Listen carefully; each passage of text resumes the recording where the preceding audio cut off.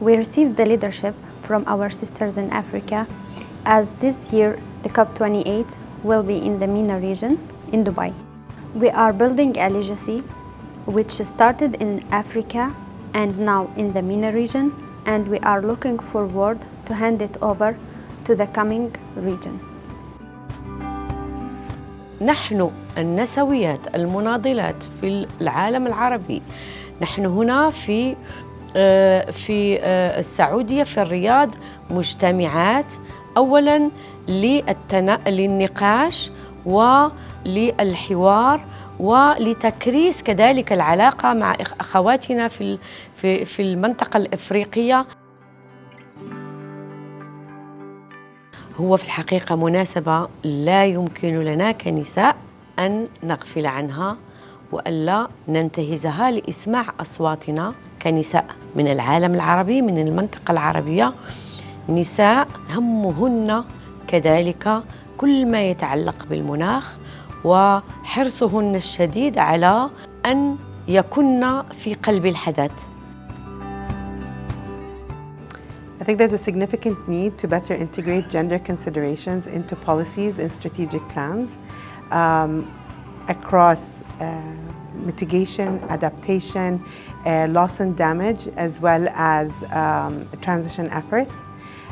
I think this is an opportunity for us as women activists to really bring these issues and our issues and how we are affected and impacted by climate change into key discussions and conversations at MENA Climate Week as well as COP28. من أهمية وجودنا هون لحتى نلقي الضوء ونغير المفاهيم ونحولها بإطار لنلقي الضوء على النساء بالوطن العربي، نلقي الضوء كيف نحن بدنا نعمل الاستجابة السريعة للأزمات وللنكسات يلي نحن عم نتعرض لها بالوطن العربي. And because of the many challenges that women are facing in our region, there are so many important items that the agenda of the UNFCCC and can really address and help women in that concern.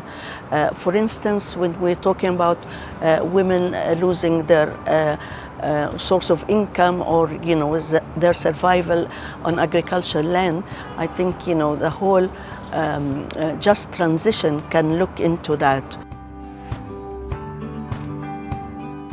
الصعوبة الأولى إنه معظم العمل الزراعي في المنطقة العربية تقوم به النساء، والتغير المناخي بينتج عنه ندرة المياه، بينتج عنه فيضانات، بينتج عنه تآكل في الرقعة الزراعية، وعندما تقوم النساء بأكثر من 70% من العمل الزراعي بدون أن يملكوا الأرض التي يعملوا فيها، هذا بيسبب مشاكل كثيرة جداً.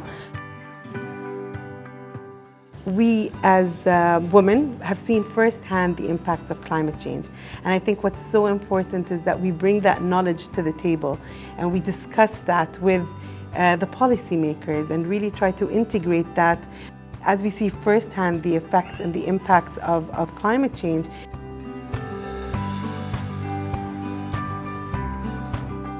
We demand that empowering all women in terms of education, knowledge transfer, and taking the lead to overcome the literacy.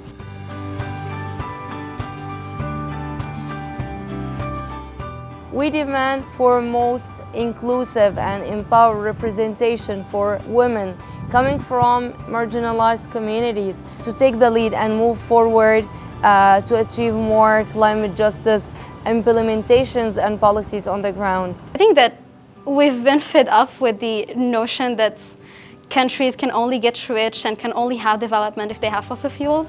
And so it's time for us to stop talking about oil, and it's time for the fossil fuel industry to cease to exist. We demand that women, not only in our region but also globally, there should be taken more inclusive into spaces like COP and negotiate and present their perspectives, especially in the most affected and vulnerable communities.